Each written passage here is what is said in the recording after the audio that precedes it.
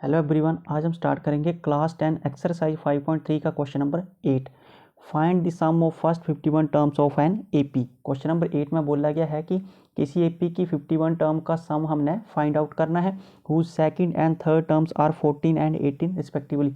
जिसकी second term जो है 14 दी गई है और थर्ड टर्म कितनी दी गई है, 18 दी गई है। तो सोल्यूशन में सबसे पहले हम जो गिवन दिया है वो लिखेंगे। A2 यानी कि second term A2 is equal to 14 दी गई है और A3 third term is equal to 18। तो हम इससे यहाँ से कॉमन डिफरेंस और फर्स्ट टर्म फाइंड आउट कर लेंगे। तो कॉमन डिफरेंस कैसे निकालते हैं, second term minus first term या फिर third term minus second term. तो यहाँ पर हमारे पास थर्ड और सेकंड दी गई है, तो कॉमन डिफरेंस निकाल लेंगे A3 माइनस A2 से। तो A3 की वैल्यू कितनी है, 18। तो common difference is equal to 18 minus 14। तो D की वैल्यू कितनी आ जाएगी हमारे पास, 4। D कितना आ गया, 4। अब हमने A की वैल्यू फाइंड आउट करनी है, तो A की वैल्यू हम यहाँ से फाइंड आउट कर लेंगे। तो A2 को कैसे लिख सकते हैं हम, A plus D is equal to 14। तो D की वैल्यू कितनी है, 4 है। तो A plus 4 is equal to 14। अब 4 प्लस का उधर जाके माइनस का हो जाएगा, तो A is equal to 14 minus 4 और A की वैल्यू कितनी आ गई, इज इक्वल टू 10।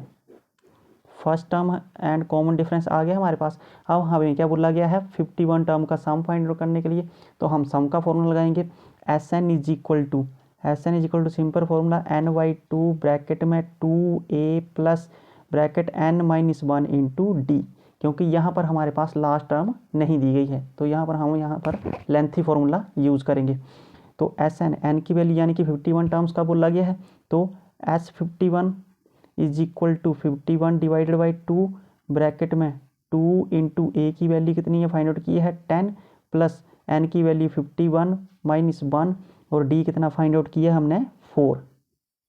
सारी वैल्यू पुट कर दी। अब हम आगे सॉल्व करेंगे। S51 is equal to 51 divided by 2, 10 2 का 20 प्लस 51 में से 1 माइनस किया 50 multiply by 4 bracket close.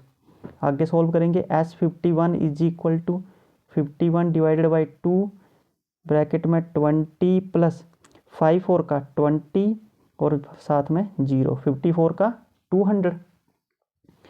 S51 कितना आ जाएगा, S51 is equal to 51 divided by 2 multiply by 200 में 20 को ऐड करेंगे, कितना बन जाएगा 220। काट देंगे, 2 1 का 2, 2 1 का 2 और 0 का 0। और 51 को 110 से हम मल्टीप्लाई कर देंगे। तो S51 कितना आ जाएगा, 51 मल्टीप्लाई बाई 110। S51 कितना आ जाएगा हमारे पास, जब हम 51 को 110 से मल्टीप्लाई करेंगे तो 5610। This is the answer. तो हमारे पास 51 टर्म का जो सम आया 5610 आया।